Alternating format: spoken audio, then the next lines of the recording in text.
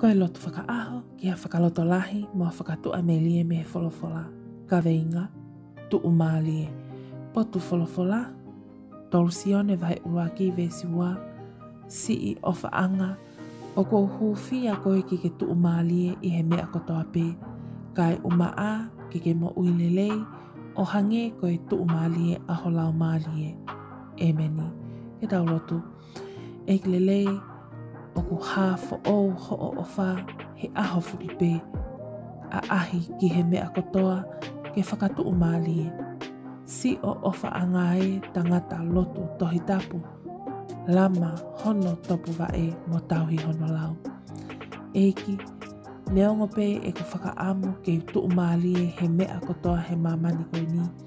Ka oku ke whakamahino ki a te au he ahoni, oku ikai ke mahu ingai tuu mālie ia o mamani koe ni.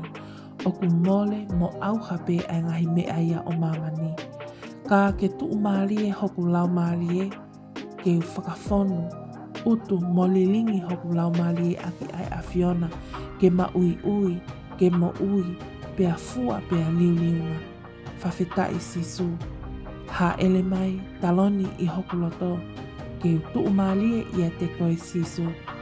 Koe tuu mālie ia oku mooni, oku laui kuonga, pea oku taengata.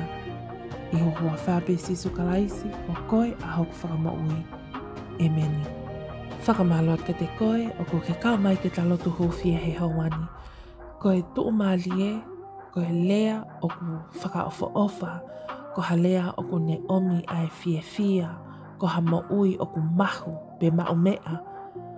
O ku iei nei ha taimi o ku ke fie mau ke tuu mālie, ke mau ai ngahe lelei ko toa pē o e mo ui.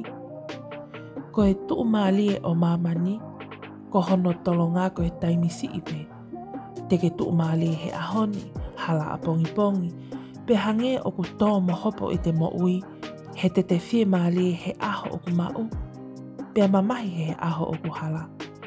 Pe koe whakaloto lahi ia e wholofola o e aho ko eni, ai mahu inga ke tau tuu mālie, ka koe tuu mālie a ho tau lau mālie.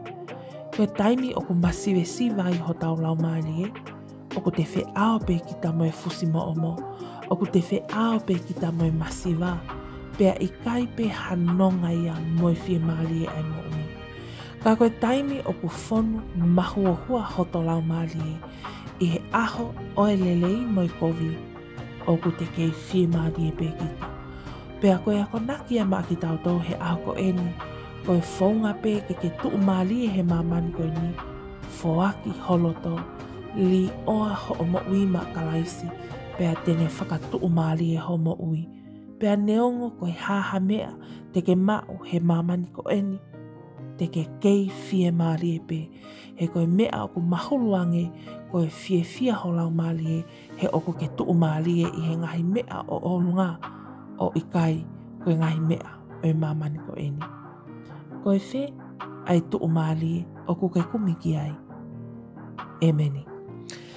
Thank you to you all who have joined and subscribed to this channel. If you're new here, welcome. Don't forget to subscribe. That way you're kept up to date on daily prayers of hope and encouragement from the Bible.